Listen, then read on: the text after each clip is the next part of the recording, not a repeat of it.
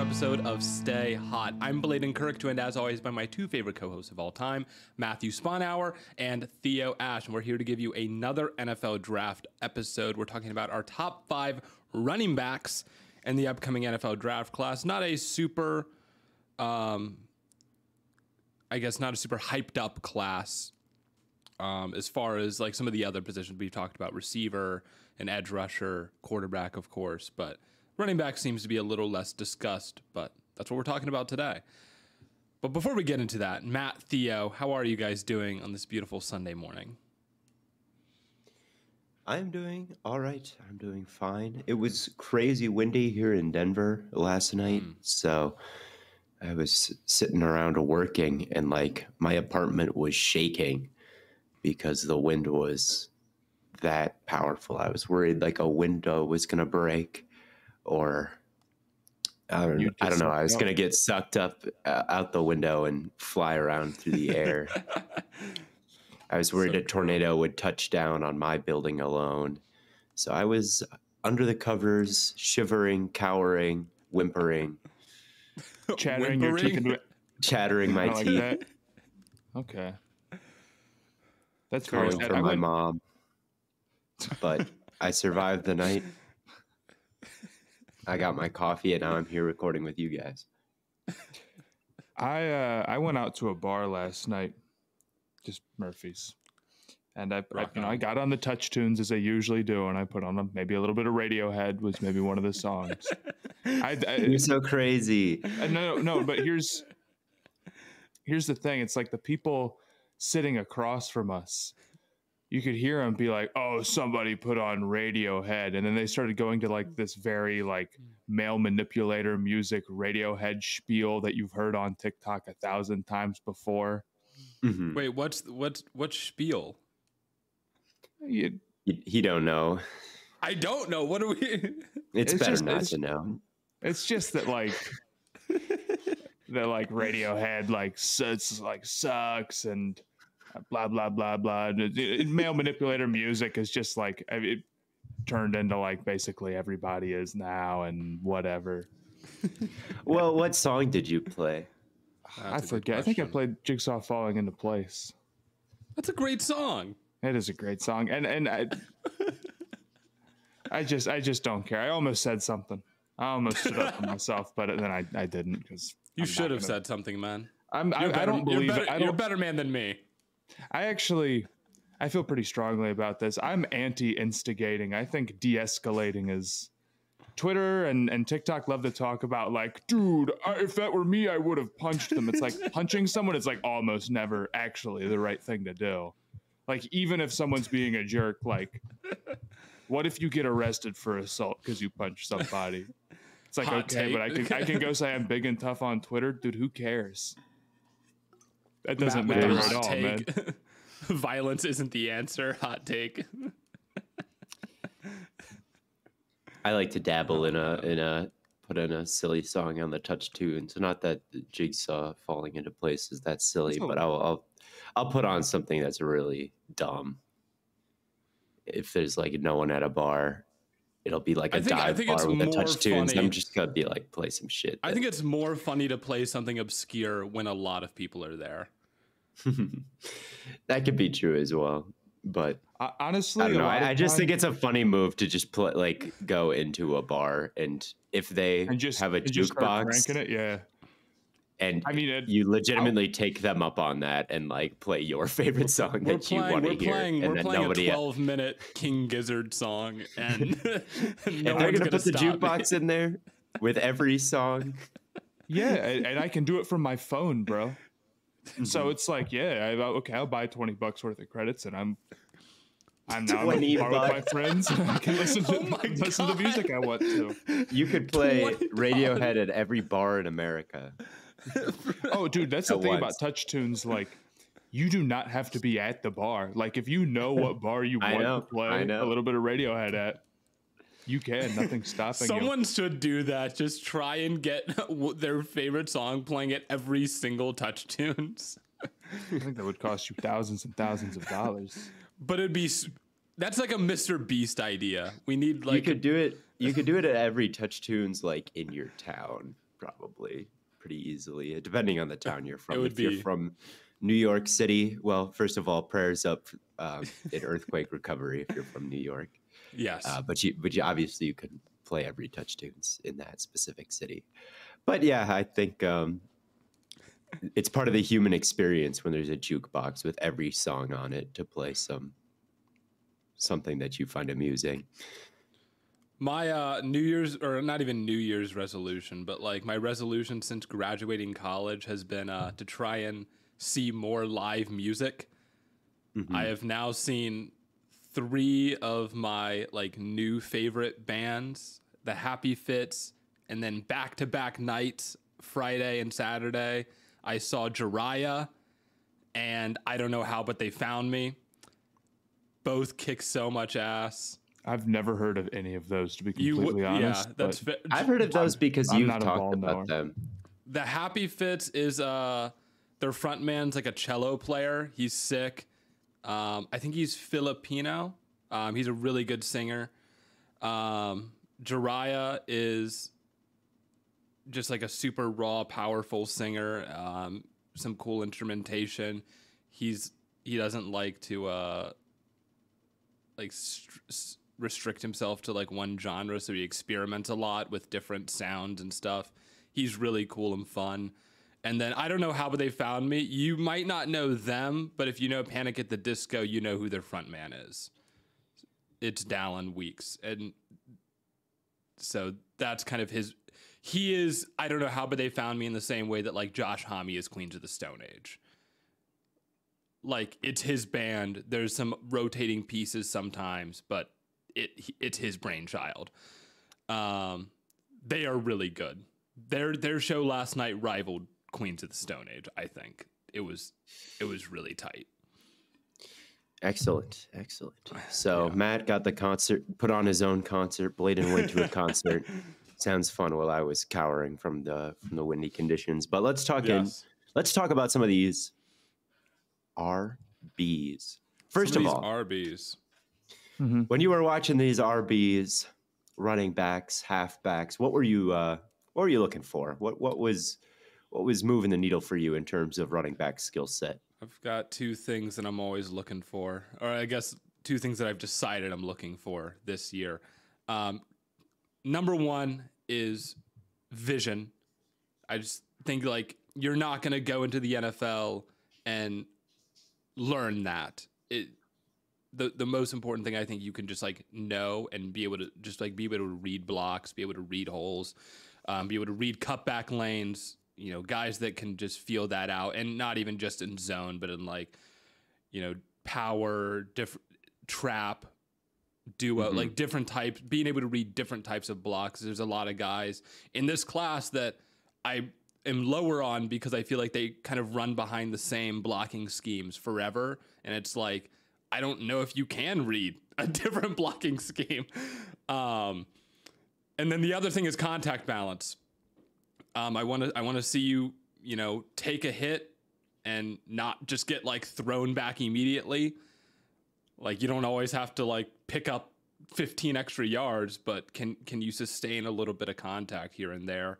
You know, when you're on the sideline, are you able to, you know, make a guy miss on the sideline and stay in bounds? You know, stuff like that. Yeah, Matt, how about you, first of all?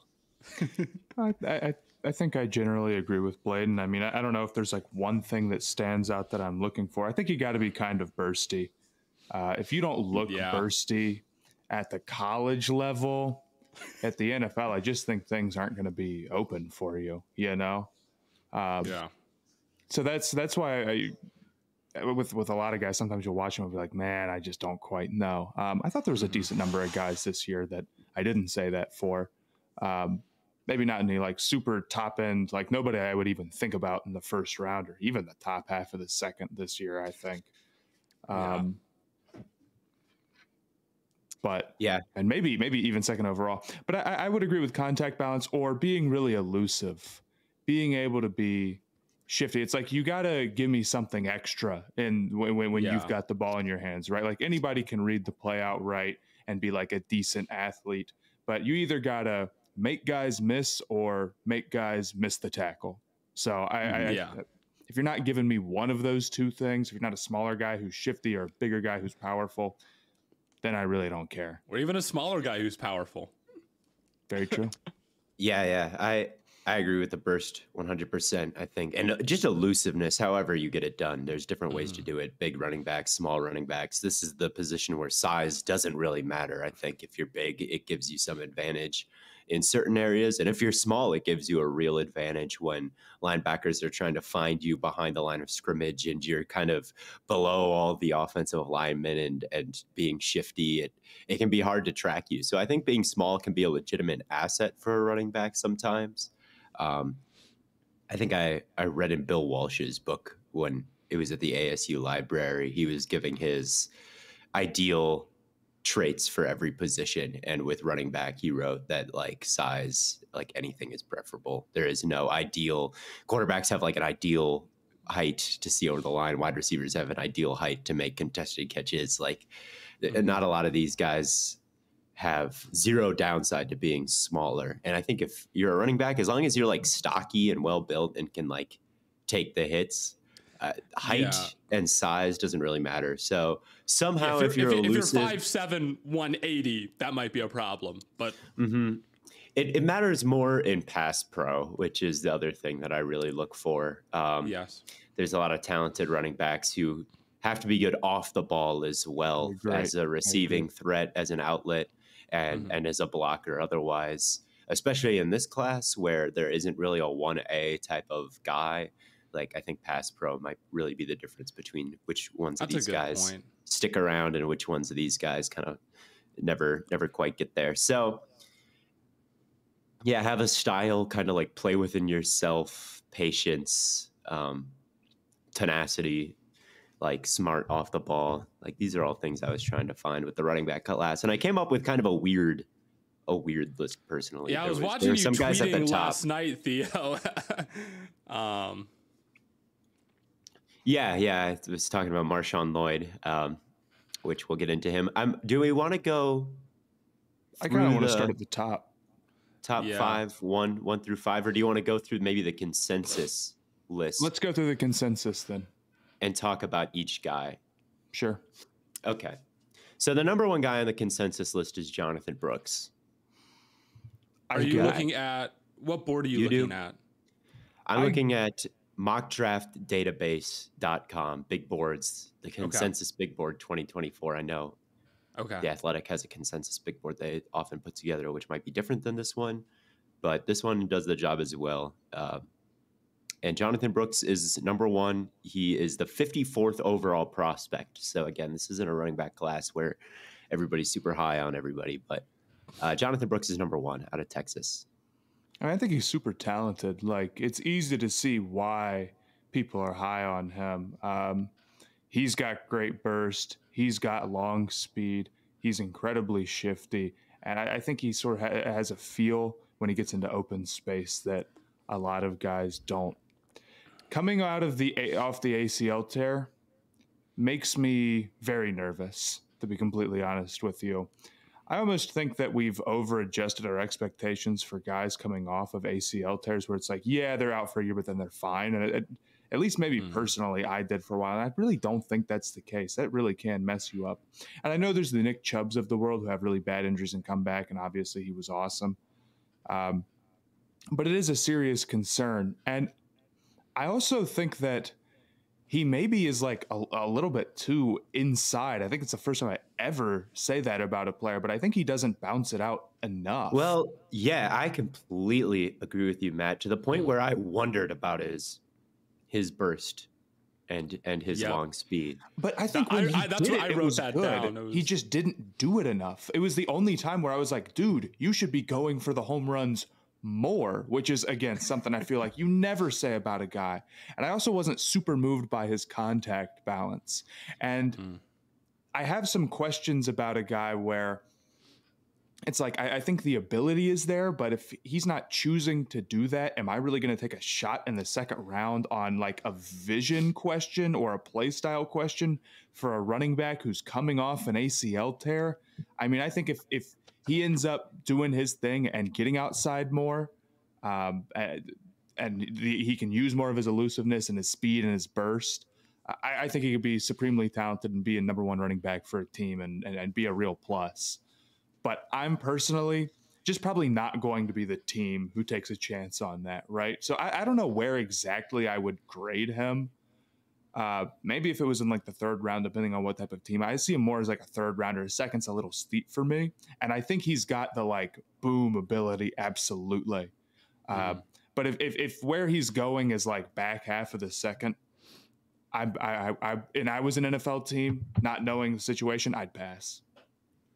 Yeah, to me the big concern is exactly what you're saying with the contact balance, and just like this is where I look at, is he going to be able to operate in like a more NFL style, like not so much of a spread offense? I feel like it's just not a very diverse set of plays, and this is one thing I noticed. Like a lot of running backs in this class, yeah, they don't have a lot of tread on their tires. Like most of these guys have less than 300 touches in their career, which is like cool. But then it's like, well, how much diversity are they seeing in the types of play that they're doing? And it's just like not that much, I feel like. I feel like he reminded me a little bit of like, I could maybe see the like David Montgomery path for him. But I was really not that moved by the burst and the speed. Like he's a long strider, and I think his long speed is all right. But yeah, I was looking around at some of the other scouting reports for him, and like Lance Zierlein has him comped to Jamal Charles. I wouldn't say that. I like Lance Zierlein, but I was like, that is like there were times against Kansas where I thought I saw like wide zone developing perfectly, that he could take it to the perimeter. Like the defensive end got sealed, like the tight end hit him, and then the tackle was able to overtake him. Worthy came in and crunched the safety, and then the tight end was able to climb and block the cornerback. So it was blocked up to the third level. They're running wide zone that way, and it like just opens up beautifully for someone to accelerate and take it around the perimeter. And he's just like cutting inside and getting nothing from it. And I was like, where is the speed here? Like I expected someone like really, really fast. And he just, he doesn't really like to bounce it. He likes to go between the tackles, which is fine. I think he's got good vision there. And like he can step around people, and he's got some wiggle to him, but the long speed to me I wasn't blown away by it. And I also thought like his agility was also kind of north and south. Like if there was someone directly square up on him, like he'd put a move on them. But in terms of like being able to get the ball in the backfield, and there's not just one gap opening in front of you, right? There is the one that's going to get hit the most often, but there are gaps developing all around you as a running back. There's A's on the front side, and then B, and then C, and then D, and that's on the back side as well. So there's a lot of different like places to go. And some guys can access like any of those gaps. Like if they're supposed to go to the A gap and it closes, and they want to like take this, juke backwards and accelerate around the outside, like they can do that. And to me, he was just more north and south than that. He didn't have like full access to all the gaps. There were times I thought I saw him get tracked down from behind. Like I just didn't think he was that fast or agile. I really didn't. I didn't think he was a great receiver. Like I thought he was fine, but I could maybe see him having enough speed, and he can block really well. I think like if you want a blocker, he's really good. So I was like, maybe, and he's like got a little bit of everything, but also like not enough of anything. So I wasn't super moved by him. I like the north and south agility though, because we always talk about like athletes that kind of have this like wobble to them. And I can kind of see that, where it's like you're able to kind of wobble in one spot and make a guy miss. That is something where like I was able to see him like you can kind of see him make plays where he is able to win on the sideline, even though he doesn't quite burn the angle. But yeah, there's definitely, I think, some concern with just like his ability to be like a super home run hitter at the NFL level. Yeah, I wish he tested, because I see all these opinions that differentiate from mine with how fast he is. Like, oh, he's so above, like he's super above average. He's Jamal Charles, from somebody who's seen a ton of running backs before. It's like, I wish that I had a concrete 40 number so I could like see if I'm tripping or not. Honestly, I maybe I am, but I just didn't really think he was. I mean, the 10-yard split might be more important in this context. If we're talking about like burst. Mm-hmm. Matt, you're muted, by the way. I think he's pretty bursty. I disagree. You think he's so? Just average. Yeah, I do. I don't think he's Jamal Charles. I can agree with that. Jamal Charles is a pretty crazy comp. Yeah, that's pretty high up there. But I do think there's a reason why he's touted as the number one back, at least by consensus. He's not my number one. I do get it. And he's not far off. Yeah, I just can't quite get there. I just don't think he profiles as like a good starter. I do like how he can kind of reduce his frame on contact. Like when people are closing in on him, he can really like contort himself and get skinny and break tackles. I thought that was kind of my favorite thing about him, was how he's able to kind of contort himself under the threat of contact. But in terms of like high end speed and range and even like decisiveness and vision, I thought he was a little indecisive at times. Like there was a run where he started to bounce it outside and then he changed his mind and tried to go back inside. And it's like, you just can't be doing stuff like that. And he got tackled behind the line of scrimmage. And I don't know. I just, he seemed fine, but he seemed like whatever to me. Uninspiring. So uninspiring. Where did he rank for you on your top 5, Matt? I think I had him at like 3. 3. I had him at 4. You got him at 4. I didn't have him. You didn't. It was a hot take. I was low on him. Fair enough. But, yeah. Fair enough. We'll see who you have ahead of him then. Who's the next guy? The next guy is Trey Benson. Trey Benson, that high. Well, that's the next on the consensus big board. Yeah, I guess I'm a little surprised. I think Benson's kind of stiff. I agree. Yeah. I think like he's good. I see it because he's very big and he's very strong and he's still pretty quick. He's still pretty fast. So that alone, like that's sort of the baseline. And you know, there's only a limited number of guys like that who come out every year. But I wonder if he can like be shifty and skinny enough to really attack, or if he's just going to be sort of like more of a musher at the NFL level. And unless there's like a real big gap, he's just going to kind of be pushing behind. Yeah, I thought he lacked patience as a runner. Like they give it to him, the and he would just I was reminded of the Dameon Pierce "try hard" quote, which may have aged well considering Pierce's downfall. The Dameon Pierce "try hard." But like I watch Benson, and he gets the ball, and he just goes like he goes forward as fast as he can, and it just doesn't feel like he's letting things develop or like patterning his feet or setting up blocks. It's just like, I'm gonna run forward. I'm very fast. He ran a 4.39, and I think he looks pretty fast. Yes. And like he has good contact balance. So as he's running forward, he's fast and he's kind of like bouncing off people. So the runs are all like looking impressive. But then like you can just watch his highlights. And I watch the highlights for a lot of these running backs because I think you can kind of get a sense of how talented they are. Yeah, I think it's a good start. It's a good starting point. And like he's just like running, man. He's just like running, and whatever tackle he has to break on his way from point A to point B, like he can kind of do it. But I just appreciate these other guys who are more patient and are like setting up blocks and just approach with a bit more finesse. I just don't think Benson has enough finesse in his game. And off the ball, like as a receiver and blocker, he's like not that much of a dog to me. So he I liked his contact balance when I looked at him initially and like he had all the speed, so I thought maybe he could contend for my RB1 spot. But the more I watched him, the more I was like, yeah, maybe, I don't know.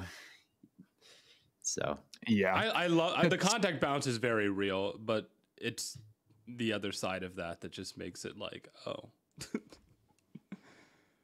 So I wasn't the highest. I think he's worth a pick, but he's like a day 3 guy to me.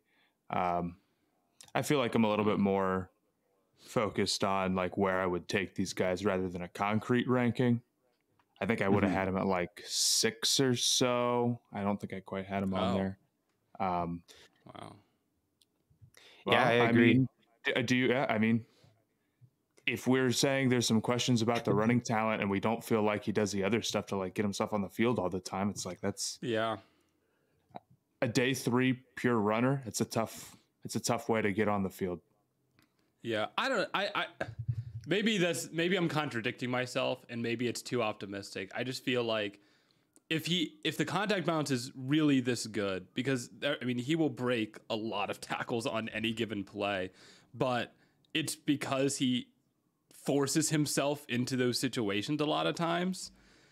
And it's like, well, could he just get put into an offense where he could learn to not force himself into those situations? But probably not, right? I do. Yeah, like I just him. think, I don't know. I agree that he's stiff. I agree that he's stiff. He breaks a lot of contact, but he also takes a lot of it on, Right. Like, that's what you're saying, Blaiden. So Yeah, I only have like 4 top 5 backs in this class, to be completely honest. actually, I only have one guy in the top 5. Benson is not one of my 4 top 5 guys. Benson just sort of falls into the category of like a solid guy. You know what I'm saying? Like I get it. If I was a team day 3 and I desperately needed like another back in the out there, like the Panthers, honestly, then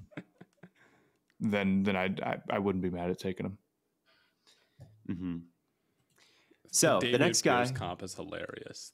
he's just a tryhard. The next guy on the consensus big board, the running back 3 in the public eye, is Blake Corum, number 71 overall in the class.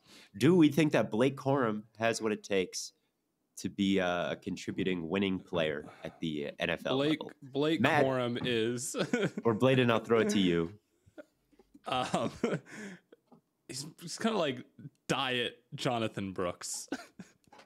He's like a slower, slightly like less bursty version. He's like he'll push the pile a little bit. He's got some power to him, and I think he probably benefits from like a really great blocking unit up front and a great run scheme that Michigan had. He's got solid vision. He's got good power and strength. I'm just like, my big concern is he just going to be able to survive on like a normal football team that doesn't just like overpower their opponents? I don't know how much I agree with that, to be real with you. Really? I mean, I don't think Corum plays anything like Brooks. I'm just saying from an athletic profile, I feel like he's like a diet Brooks. I don't know. I think I think that the injury really took a lot out of Corum. That was my read on the situation. I mean, like, he was truly and honestly not that good last year, especially at the start of the year. It was like real tough sledding, and I think even Michigan fans would admit that. Now, you say, you think he'll be back more to his 2022 point and that he started getting better towards the end of the year. Okay, I can buy into that guy. Sort of the pinball, really strong, really nice contact balance, angry, hard runner who maybe doesn't have like the craziest long speed, but his short quickness makes up for it. All right, I see the vision there. And again, him being 5'8" doesn't really, really, really matter. But the reality is like, he didn't seem that elusive last year. No, like, and he wasn't like going and breaking a bunch of tackles. It was Michigan's offensive line kicking ass, not him. Yeah. And again, if he's supposed to be like a third rounder, like a high third rounder, which is around where he's going to go, and it's a running back, and I'm rolling the dice on like whether or not he's going to be coming back from this injury, and he's already older and he's already had a lot of carries, and I don't feel like he has maybe like a super like quite the ceiling that Brooks does. I'm not saying he's off my board entirely. I'm just saying it seems like the way that would shake out, I would not be the guy taking him. I can definitely understand, like, there's a lot of guys in this class that don't have a lot of tread on their tires, and Corum already has an injury, and he's got probably the most tread on his tires in this class. He has, I think he has close to 600 touches, doesn't he, in his career? Which matters, but more importantly, he was not good last year. Yeah. It was really rough. And I do see that it started to get better at the end of the year. Like, you watch one of his first games versus like especially like, you know, in the playoffs or whatever, like things started to definitely pick up for him. But like, I don't know, man. It just seems like I don't want to play the running backs matter less, and we got to take that into account card here. But I just feel like on a third round running back, I just don't want to. I don't feel like rolling those dice that much, right? Yeah, I think that I like his work behind the line of scrimmage, like the way he sets things up. But he is someone, but like in the open field, he's just not that talented. Like, he broke 10% of his, according to Sports Info Solutions, his broken tackle rate last year was 10%. Jonathon Brooks is at like 27%. Yeah. You know what I'm saying? Like, he's just not that crazy. Like, Corum, he's a bruiser. He's not good. He's not going to break a tackle. He's a bruiser, but he's not going to run anybody over. Right. Right. He's a bruiser that can't run anybody over. He's getting bruised. He's the bruised. Look, and it's like, I 100% agree. He's really strong behind the line of scrimmage. And even last year, like, that was evident. That's the strong suit of his game. And in 2022, it felt like he had a lot more juice as, you know, a guy who could break tackles and whatnot. Maybe I'm wrong. Does Sports Info Solutions have his 2022 numbers? Let me pull that up real quick, Matt. But I'm looking at Trey Benson's broken and missed tackle rate, by the way. It's 21.8%. Right. So that's double where Brooks is a little bit higher than I thought. Yeah, where does he it doesn't shock me. I don't know, because I am having. Yeah, you'd have to look at each individual one. It doesn't give me the list of all like 200. Maybe on PFF it could. I'm like just putting in different names. Let me see if I can pull up PFF. Maybe I'm sleeping on Brooks then in his contact balance, but it doesn't surprise me that he had that many, really. Brooks at 27.4. One of my guys that no one talks about is even higher than Brooks. Brooks always seemed to like sidestep the first guy. I'll give him that. Maybe he is my number 5 back, because he always had that to him. Maybe I don't have 4 top 5 backs. Maybe I have 4 top 4 backs, and then Brooks can slot it at 5. But at any rate, so you just have a top 5. And at any rate, like, it's very concerning that Blake Corum has half the broken tackle rate of the other dudes that we're talking about here. And let me put in 2022, and then we can find out what it was like last year, because I do anticipate it being much higher. It was at 23.9% in 2022. Right. So it was much higher. Yeah. Yeah. I don't think the long speed has like ever really been a huge thing for him. I don't think he's particularly slow, but you know, he's shorter, and I think that maybe hinders him a little bit in that sense.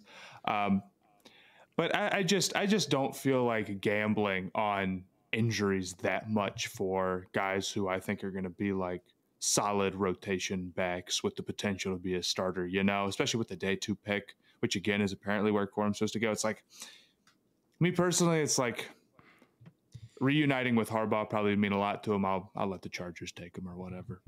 He could be a good player, though. It wouldn't shock me. He could. I keep thinking about potential comps, and for some reason, I keep coming back to Le'Veon Bell.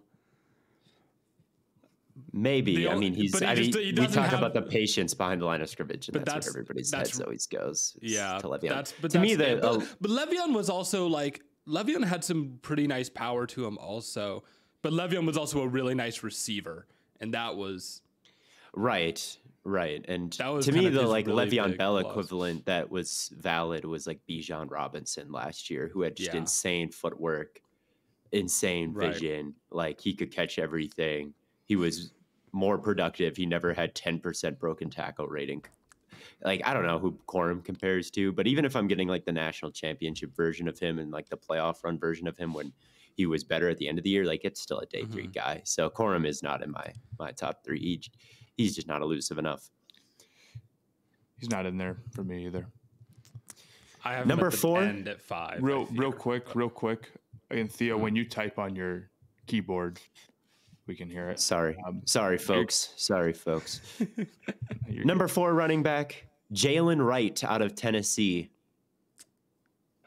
I like Jaylen Wright. I rock with Jaylen Wright's film. He's got real home run. 1. Ooh, really? He's my number 1. He's not on my board. I think that's a terrible take. I disagree strongly. Wright is like incredibly bursty, man. He teleports to the line of scrimmage. I mean, and I like Estime. Watch Estime and watch Jaylen Wright. These are two it's crazy how different these bags can be, man. I'll take both. Yeah, you can have both. I agree. I agree entirely. But his speed is so natural and it's so easy for him. And what he pairs on top of that is an elusiveness that keeps him going down the field. You know, on Madden, when you make a juke move and like you win, like you juke your guy out, but you go so lateral and you slow down so much that it like doesn't really matter. Yep. Jaylen Wright does the opposite of that. He's fantastic, almost like he's running a route, right? Where he can just shift his body just enough to really catch his defender. It's not like he's trying to move so far. He's trying to move enough to get his defender to move. And then if he gets to, the second level, he's gone, man. I mean, he really is so fast. I don't know what his combine numbers were, and I don't care if it's like a 4.4 and it's not like super exciting 4.3. speed. Was it? It was a 4.3. And it shows up. He's the fastest. He's the fastest. He's unbelievable. And I think here's the thing. I think he does a good job behind the line of scrimmage, even though he's really, really quick. I think he's fantastic at setting guys up. And that when I'm talking about that in the open field, it translates to behind the line of scrimmage as well. Now, maybe he's not the type of guy who you're going to run, down the middle over and over and over and over. But I don't see why he can't get a pretty full workload. And I was just incredibly impressed with how talented he was. So I went with him. He's my number 1. Yeah, I didn't have him at number 1. He's my number 3 or maybe 4. But I think he's a bit boomer bust behind the line of scrimmage. Like he's either hitting the home run or he's gonna get tackled behind the line of scrimmage because he's like waiting for that crease to open, which is not like I like it. I like that he's doing it. I think the big playability and the fact that he's like trying to do that every play is good because he hits so many of them and he's so fast, and he had an 11-foot broad jump as well. So he's just very explosive.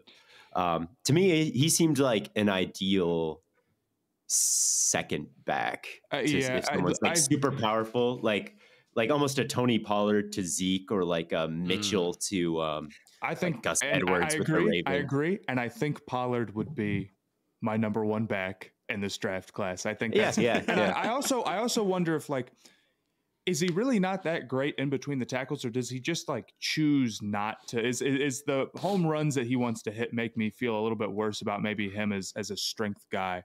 I think it's possible. I kind of want to see. I just think it's rare. It's rare for a guy to be like, I'm going to go hit home runs, and me to be like, yeah, you go try that. Like usually it's like, nah, man, just take what's there.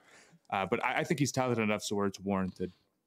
Yeah, I agree that he's going to have enough booms in the boomer bust style that he becomes worth taking, even though I prefer someone consistent over the boomer bust guy. Usually, like, he is kind of an exception. His ability to beat safeties is crazy. Like there were times where I was watching Brooks or really any of these running backs and they get taken down by a safety, and it's like Jaylen Wright would not. He's gone, man. Like, he's just burning that guy. He just is. Like, his contact balance, his subtle adjustments, not that he's like doing a crazy move and slowing way down like you talked about, Matt. Like, he's just not getting brought down. in those situations that I see some of these other backs get brought down. And so I liked him. He was up there for me. My concern is that I agree the burst and explosiveness, the speed at the second level is unmatched. The elusiveness is phenomenal. My concern is when he's getting to that second level, I don't think it's going to be as open as it was in college football in the NFL. Like there's a lot of time, like the very first play I watched, I don't even remember. I think it was Tennessee versus Georgia, maybe. And it was like the first play from scrimmage and it's an alleyway. And I'm like, yeah, no other running back is taking that to the house. But I'm like, there is not a single play in the NFL that looks like this. Yeah, but I thought that a lot when I watched Brooks, like Brooks in the Texas offense. And that's my concern. That's my in college mostly.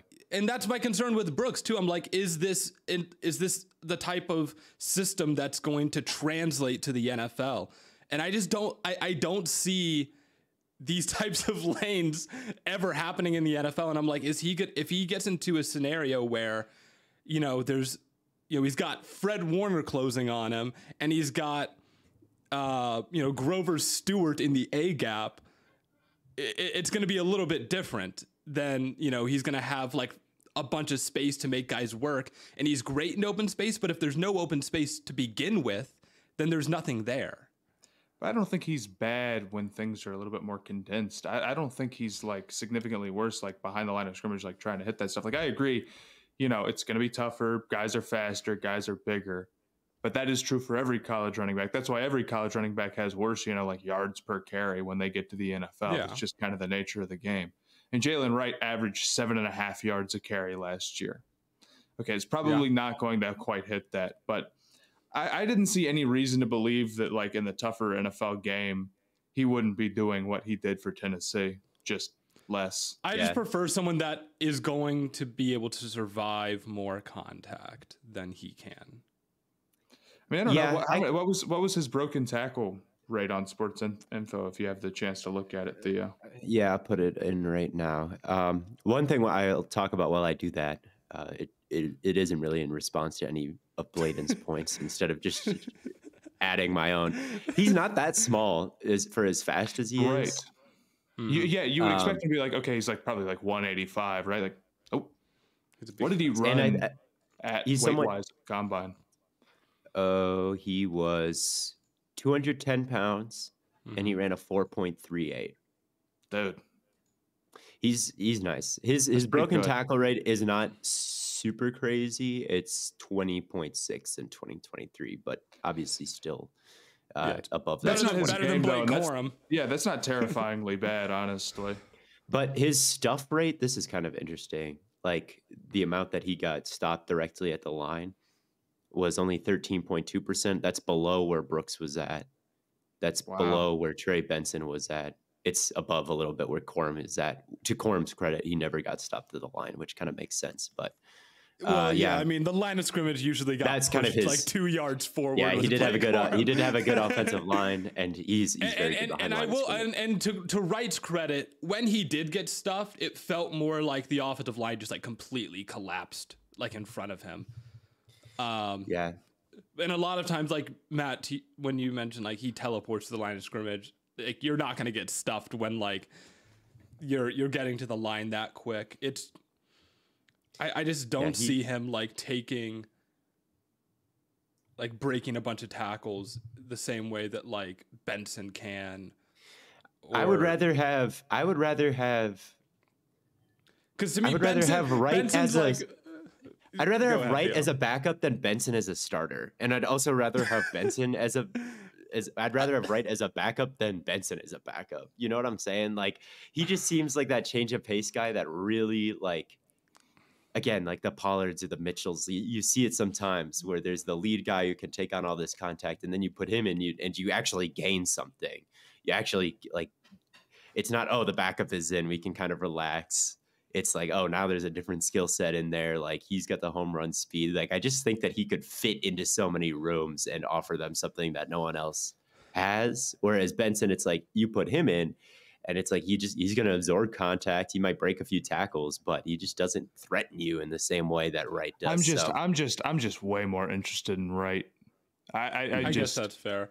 I don't want to hate on Benson. He's got some like A-chain in him, right? Like he's only the Dolphins operate that way. I feel like where it's like, and we even criticize the way the Dolphins operate in their run game because it's like, yeah, they're super efficient. What about San Francisco with Mostert the year before? Like they're not the only team that runs wide zone with a really fast guy. It's not this crazy idea, you know. I don't see why Jaylen Wright couldn't be somebody who just absolutely feasts in a scheme like that. I really, really don't. And I think that's a perfectly valuable role. And if we're sitting around here like, yeah, I would take this guy day 3. I'd take this guy day 3. Somebody doing that who I think is going to be really solid, and I do, worth a 3rd round draft pick, in my opinion. A-Chain certainly was. So I think it's completely valid. Maybe he's not going to be a guy who gets 300 carries or has the potential to, do that type of thing. But hell, who does at this point? Yeah. We got to move on to the next back. That's Braelon Allen out of Wisconsin. Really? We watched this guy on the Stay Hot live stream. We did. He is huge. He's very, very young. I think he's only 19 still. What? Yeah, I think he's 20 now. Young. I think he turned 20 during this stretch. Yeah, I could be wrong though. He's 20.2, so I don't know. He's from Fond du Lac. Shout out Fond du Lac. Shout out the Badgers. Yeah, he didn't quite profile as a top 5 back for me, but he seemed like a good power guy, like his footwork, his vision. And then he brought a little bit of power, but yeah, he just didn't have the home run speed I was looking for, or like the general elusiveness. He was fine to me, but he wasn't great. Mm-hmm. I think part of it is he's too damn big. I saw him training with Derrick Henry, and it's like, yeah, that's kind of the idea. He's very strong. That can't be denied. Yes. But I just don't love him in the open field. I think Henry's a lot better. He's got that weird tendency to want to stiff arm everything and everybody. And that sounds cool when you say it, but then it's like someone's coming at him from an angle that like doesn't make any sense to stiff arm, and he'll like completely try to change what he's doing for the sake of getting the stiff arm off. And it doesn't, like the stiff arm itself is very good, but when you do all that, like it doesn't work. He's got the same, man. He's got the same stiffness that Benson has, and Benson will do whatever to try to break the tackle. It's not always just a stiff arm or anything. Like it could be, he'll be like down on the ground, like crawling around and keeping his knees up. Like that'll be Benson. That's how he compensates, like breaking tackles with his stiffness. And then with Braelon Allen, it's like, yeah, I'm just trying to truck everybody, stiff arm everybody, but he's not going to make anybody miss with a subtle movement, in my opinion, or break away. So it's like, as a goal line back, as a power back, you can probably feed him carries, but is he going to be very efficient? Maybe he could be a reliable guy that never gets tackled for loss, and his median run, like everything just kind of scatters around 5 yards. Like that could be very valuable, and he's got the footwork to do it. Like he is very smart, I think, but he just didn't really seem like special to me, like Wright could be, and some of the other guys in my top 5. I've barely talked about anybody in my top 5. I would put Wright over Allen for sure. The biggest pet peeve, Matt, is that stiff arm stuff where he's running with the ball in his right hand and there's a defender coming from his right side, so he jukes right to try and stiff arm him with his left hand. And I'm like, dog, if you're gonna stiff arm, just like switch hands first of all. But like, it's so irritating. I'm like, this is not conducive to successful running. If you're looking for a power back, I've got to keep going because I want to talk about guys that are actually in my top 5. We're on to the. How many guys have we talked about that are in your top 5? We've talked about Wright, and that's it. The other guys, and we're into the hundreds in the consensus ranking now. So that's really when things start to get started for me. Is I think you should take a running back in the hundreds, and you'll get someone who's potentially better, apparently, than these top 100 players. But at 109, the next guy on the list is Audric Estime, who I love. I love Audric Estime. He's the power back that I would be interested in. I 100% agree. I think he's incredibly good. I think the first thing is like, okay, that 40 time was like getting stabbed in the chest. It happened to me so many times this year. Oh, dude. I mean, it's not even the worst one of the running backs, man. We'll get to him later. I actually fell to my knees. I really did. But with Estime, I don't think he's that, like, I don't think his long speed is that bad. I don't think it's, like, particularly good. But, like, there's times where he gets out, and it's not like he's getting just hawked by linebackers instantly, man. I mean, he broke off some big runs. He did. I saw him pull away with my own two eyes, and I saw... I'm looking, could it be his 10-yard split that's weighing him down? So actually his 10-yard split was better than his overall 40, which doesn't make any sense. Because I could see it maybe like he got off to a slow start, because he really isn't like that bursty. Like he doesn't have that instant acceleration, but he's a power back, right? Like they're not everybody's Adrian Peterson. He actually had a better 10-yard split than overall 40 though. So but here's the thing, right? If you get a good like first 10 yards as opposed to like someone who might take a while to accelerate, you're going to have like a better start to that run, and then they're trying to catch up to you after the fact. I saw a pro day number that was in the 4.5s, which was very nice to see. So we might be back, because that's an acceptable time. But I also saw a lot of these pro day numbers where like on Twitter it was a 4 or 5 or something, and then I don't know. It then I look at like the next gen stats official measurement of it, and it's like a 4.6, and that's what Brugler is saying, that it was a 4.6. It's like, I can't believe these 4.5s, and these pro day numbers may have gotten a little bit juiced. So maybe it's juiced, but anyway, like his footwork is amazing too. Like his vision behind the line of scrimmage is pretty special. Like he's a willing blocker, and yeah, he was able to break away. Like he legitimately had these really long runs versus Clemson. He broke off a couple of them where like he got in the open field and no one caught him. And I'm like, I don't care what the 40 time is. Like he breaks tackles left and right. He has good vision behind the line of scrimmage. And when he's in the open field, he seems to have a lot more talent than a lot of the guys that are being drafted above him, apparently, like Corum and stuff. So if I'm putting together a team and I want a power back, like give me Audric Estime. They would get in those unbalanced formations, and they'd have Alt and their right tackle was a Walker, who's also a draft prospect, on the same side, and then they'd run Estime behind him. Nastiest shit on this earth was Notre Dame doing that. It was just so like Alt and Estime like running in front of Estime was crazy. So I really liked Audric Estime. He was my second favorite. He was my number 2 as well. I 100% agree. I thought he was one of the best backs in college football. I was stunned to see how low down he was on list, and how like out of like before I really started paying attention to what the consensus was, I thought he was going to be like kind of like a second round or a third round guy. I thought he was like, and that was like widely considered. And then all of a sudden it's like, whoa, no, he's not even close. I think he's incredibly powerful. And I think a lot of the negatives, like that the numbers and the testing say, don't actually seem to be true when you watch him. I 100% agree. The blocking seems to be pretty solid, and like he's very well rounded. I've seen him hurdle guys. Yeah, it's like he's a beast. He's young. He hasn't had a ton of carries. I'm like, I think there's a lot to like there. I think he's the type of guy who could easily get on the field. His role is very clear, but even the things that you would maybe consider outside of his role, he's good at, I think, or at least has a potential to be solid at them. So we're talking about a day 3 guy. You want to add somebody to your rotation who maybe has some upside. Estime is an easy pick for me. Yeah, and he's good. I would take him. I would take him late 3rd round. Yeah, I'd take him.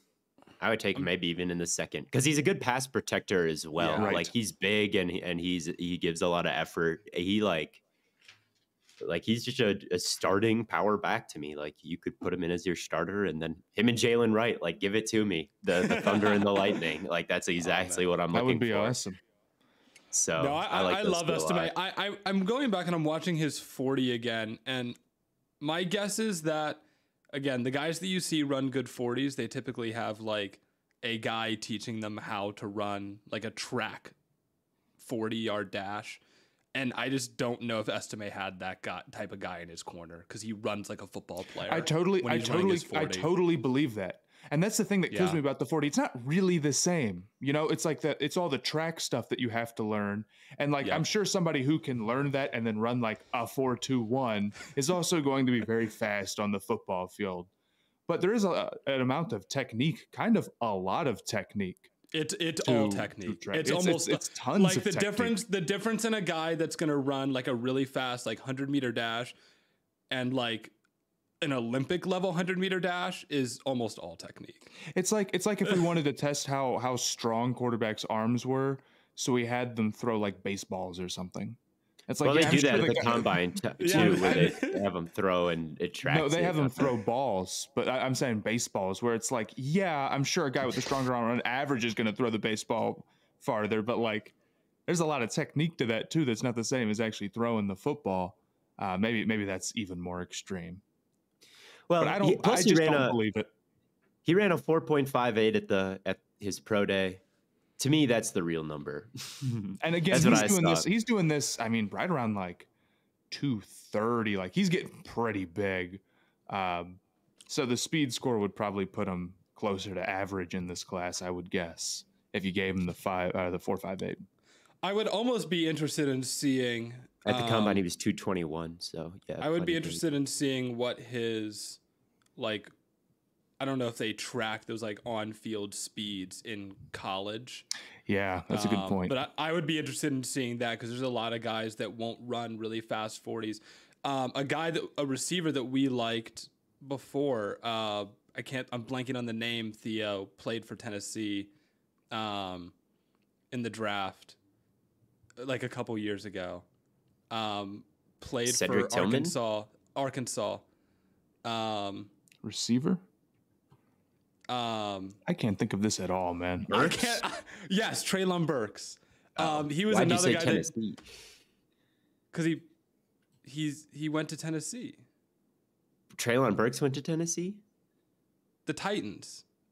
Oh, I can see now why. Yeah, I can see now why the confusion. No, yeah, he's another guy that like didn't run a super fast 40, but on tape, I'm like, he's definitely able to run away from people. Don't get my boy estimate the Braelon Brooks jump, please. Don't break your heart like that. No, I love Estime too. Everything you guys said. I mean, first of all, he's got like the DK Metcalf, just completely shredded build. So that's good. That's going for that's what we need to start boosting the mocks is get a picture of Estime shirtless going viral on Twitter or something. I'm sure it could. Do you have him ranked in the top 5 though? Oh yes, I have him at 2. Oh, nice, sweet. I'm gonna skip the next guy on the consensus big board because I didn't watch him. It was Marquise Irving. Did you guys take a look at? That's almost certainly Bucky Irving, right? Oh, duh. What am I talking about? I do that to myself all the time. Where I'm like, who is this? Who is this player with? It's like, oh shit! This was me when people were saying Johnny Newton for the first time. I'm like, who the fuck is Johnny? Bucky Irving. We can talk about him because I know you like him, Matt. He wasn't on my top 5. He's 5. All right. RAS score is lying just this once. Wasn't he like red in everything? Like it wasn't like one area that was red in his score. It was like agility. 287, man. But damn it, man, he can play. He's so nice, man. I know he's little. He's probably really shouldn't be at 5, but whatever. The list is already in pencil on my notepad, so I can't change it. He is incredibly, incredibly shifty. Like maybe the single shiftiest person in the entire class. I don't think that's a stretch to say. He can get really, really skinny, and I think he's got good patience, and I think he reads things out well. And on top of that, for somebody his size, the contact balance is actually pretty good. He's kind of like a little pinball. It definitely happens. And he's not afraid to get a little north-south. He's sort of the same way as Wright, where he makes a lot of cuts, but he doesn't waste as much time going lateral. Now, that being said, what kills him is his long speed. Not that great. Mm-hmm. And for somebody his size, I think probably a lot of teams are just going to have him off their board. And honestly, I probably would take Trey Benson over him. The other problem, too, is that, like, he either can't or does not block. They just never asked him to. No, he can't. He's tiny, dude. He's not going to be.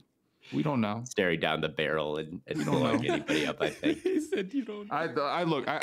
I want Bucky Irving to be good so bad, man. But, like, I can see the writing on the wall. Unfortunately, like, speed score and, like, just playing the odds on, like, guys who are little and not that fast probably aren't going to be that good as, like, Wright more often than not. And I think Bucky is supremely talented. And if he was, like, a bizarro outlier, it would not shock me, man. I think he really is so good, considering his limitations. And I'm interested to see. What if he switched to slot receiver? He's not that good at receiver. He's not that good at receiver. We just got to get the ball in his hands, bro. Look, I'm honestly interested to see, because I always wonder with the RAS score. It's like, okay, guys who are like under a 5, right? And they're in the bottom 50% of athletes at the combine. Like, their hit rate as being good players is terrible.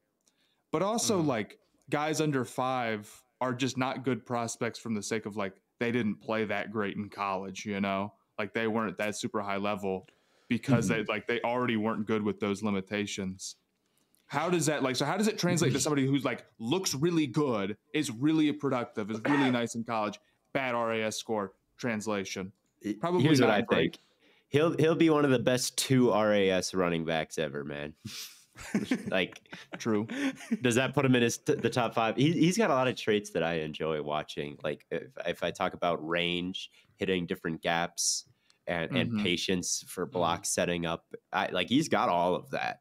It just comes in such a non-threatening package with him, where I just don't know how many tackles he's actually going to break. Like, I don't know how many home runs he's going to hit. Like, he's got traits that I like. I just would rather it come with someone who is better. Like, I wish we could put his brain in someone else's body and we'd be all set. Like Trey Benson's. Yeah, if you had dude, if you had Bucky Irving's, like, creativity in Trey Benson's, like, body, he would be RB1 of the class. But it's not the case. But the closest thing to that is the guy I'm dying to talk about, which is Marshawn Lloyd. An hour into this podcast, we talk about my running back 1, Marshawn Lloyd. He's really good.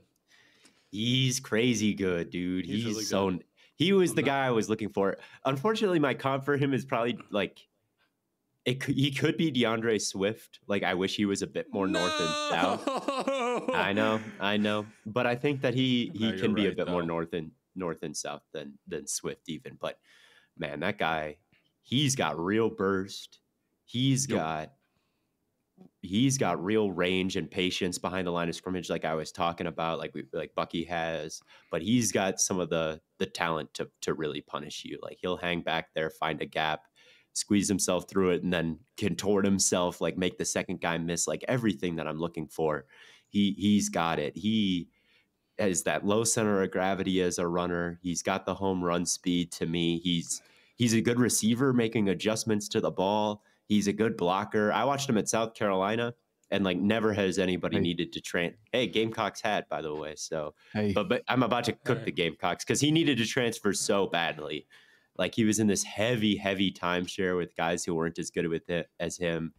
Like, I was just scrolling through so much film where he wasn't out there, and it's he needs to be out there more. So he's the Tom Brady of running backs. This is what this means. I mean, he's a good athlete who's transferred, and what about him as Tom Brady here?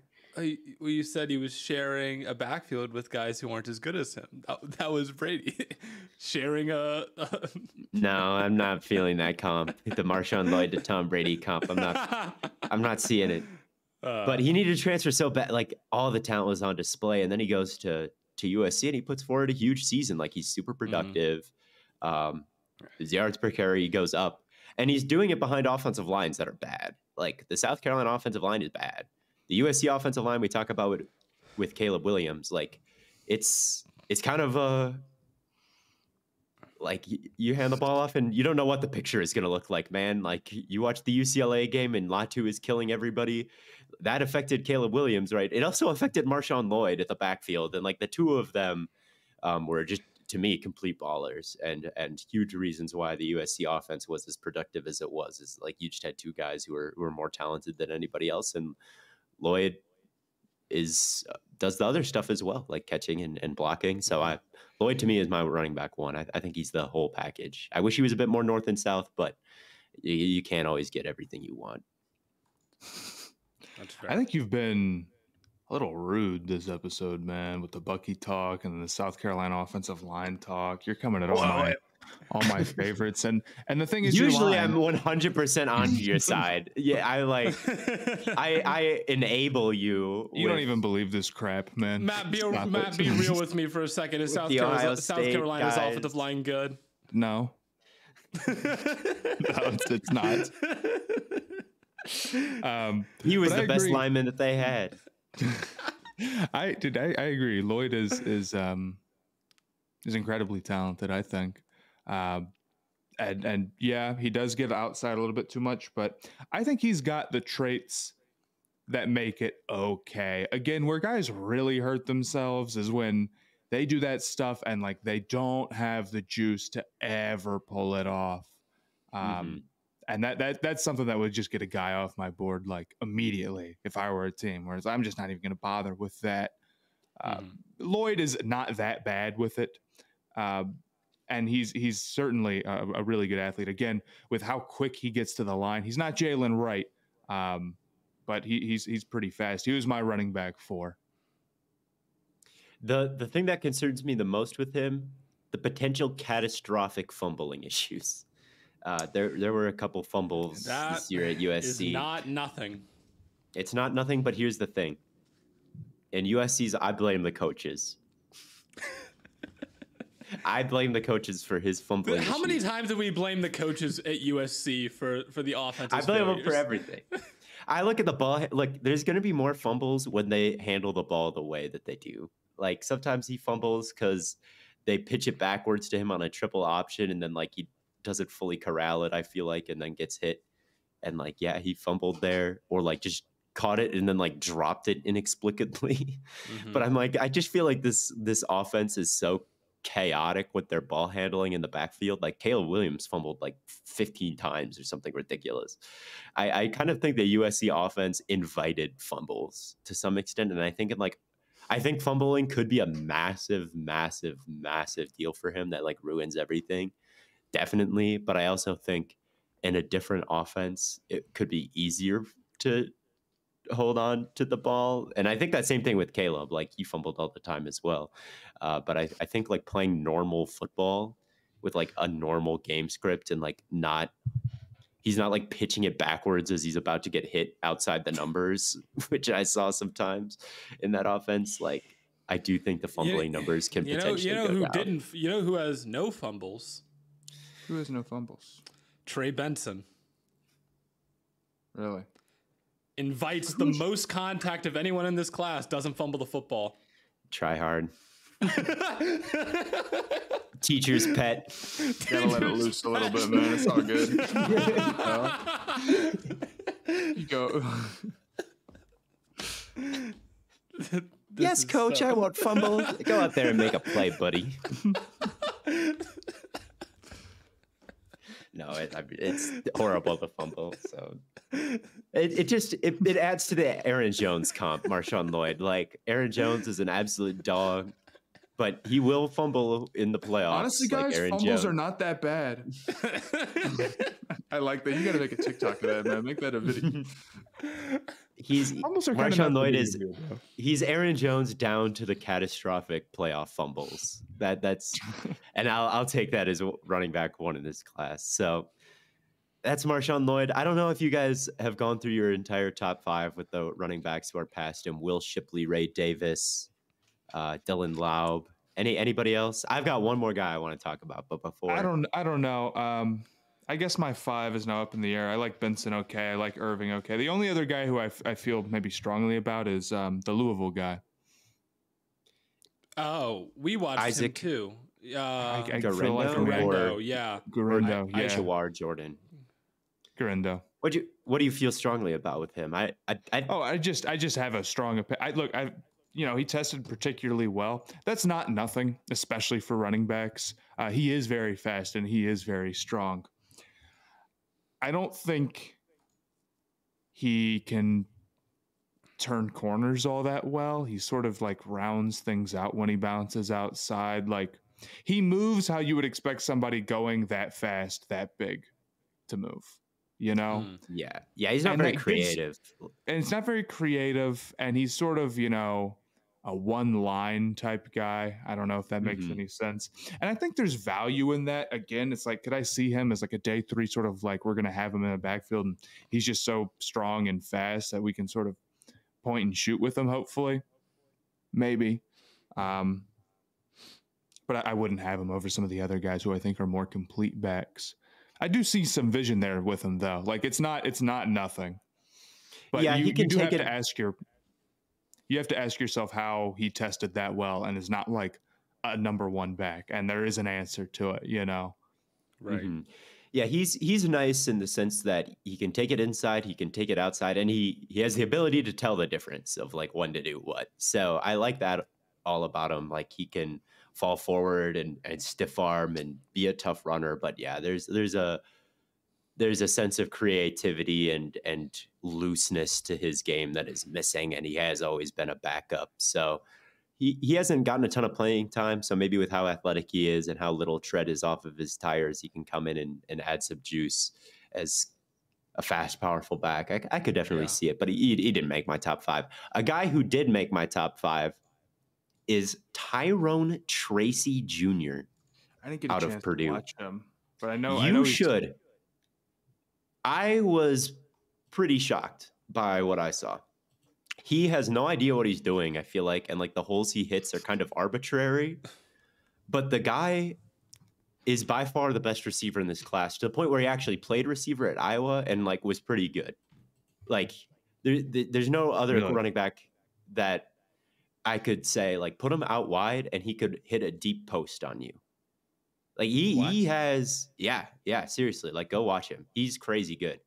And the thing about him this year was it was his first year playing running back. He got off to a slow start, but by the end, they couldn't keep him off the field. And like the stretch of games that he was on by the end of this season was like legit performance after legit performance. Let's see if I can find the box score. But he breaks a crazy amount of tackles. You were talking about the tackle rates of everybody else earlier. He is at a 29.8% broken tackle rate, which is better than even Brooks was at. Like he and it's visible on tape. Like he has such a natural talent to breaking tackles. Like he is so good with the ball in his hands. He, again, like the holes he hits, kind of arbitrary, like where he's going. Like I don't really see a patient, consistent vision that he's got, but I think he got a lot better as the year went on. Why can I not find his game logs? He's got crazy ability as a receiver. He doesn't have the nuance that like a Dylan Laub does, but I saw him come out of the backfield and like run vertical against a middle linebacker and just absolutely torched the guy, like running a 4 verticals route out of the backfield. He was really nice. Here, I've got the game logs up. So the first couple of weeks, it was 3 carries, 4 carries, 10, 8. All right. Mm-hmm. He's picking up explosive gains in that time, but then the Illinois game hits. It's 21 for 112. I don't know if he got injured versus Iowa or what, but he only got 4 carries in that one. Then it goes 10, 11, 15, 16, 11 with a 160-yard performance in there and a 122-yard performance in there and a 112-yard performance in there, while adding what he adds, like a legitimate receiver skill set. Like, he's super talented breaking tackles. Like, this guy, to me, has every down back potential. Yeah, he is kind of a late bloomer as someone who went through a total position switch and a transfer, but he has enough potential where I think I would take him above a lot of the guys who are ahead of him. I think that he is some really, really useful potential with what he offers as a potential blocker. Like, I thought he showed some will and want to in that area. He's got to improve a lot. And then, yeah, he is a big play threat. I would highly advise watching Tyrone Tracy. The people who have come away impressed from what I've seen on Twitter. So, and me too. So he slots in maybe at number 4 for me. And then number 5 is like an open competition still. Brooks, Benson, like, I don't know. Those guys, maybe Brooks, like, he seems consistent enough that he could have a role maybe more than Benson is my number 5. But I like Tyrone Tracy and his potential a lot. Fair enough. Yeah. I'll give him a like, if any of these, if there's like a day 3 Christian McCaffrey, like, it's him. He's not going to be Christian McCaffrey, but like, if anybody has that skill set in this class, it's him. Well, Luke McCaffrey's in this class, but he plays receiver. So yeah, I didn't watch Luke McCaffrey, I gotta say. Well, last time I checked, they still had the last tape they had from him was from like 2020 or 2019, like something like crazy old. So Matt, are we before we wrap up this episode, I like Dejan Edwards out of Georgia a little bit, but I didn't have him in my top 5. And I couldn't help but notice that Mayan Williams was in this class. Matt, do we still believe in his potential? He was really, really strong his first year, and then he dealt with some injury problems, and he was never he never had that same level of burst. But there was a time when it was like that guy, he was small, he was really heavy, and he was like really, really quick. And the contact balance was really good.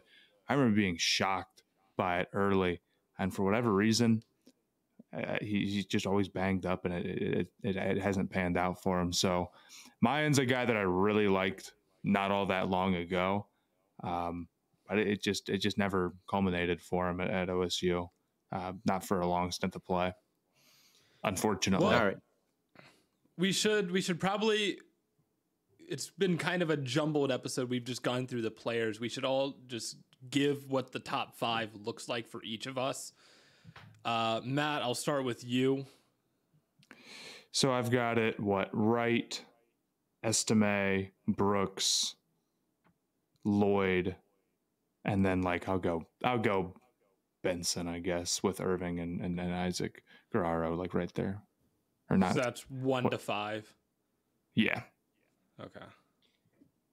So I have got 1 Marshawn Lloyd, 2 Audric Estime, 3 Jaylen Wright, 4 Tyrone Tracy Jr., 5 I don't really care. I don't know, Brooks.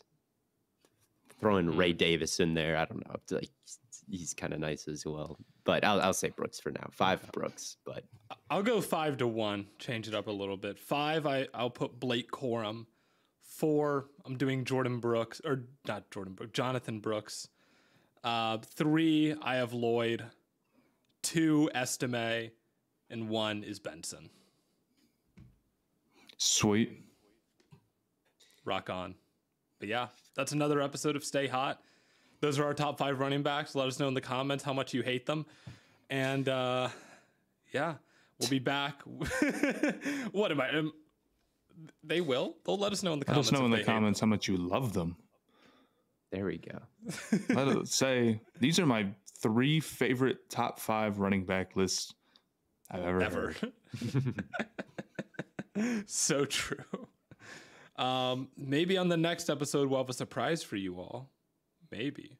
But until then, thank you all so much for tuning in. And we'll catch you on the flippity flop.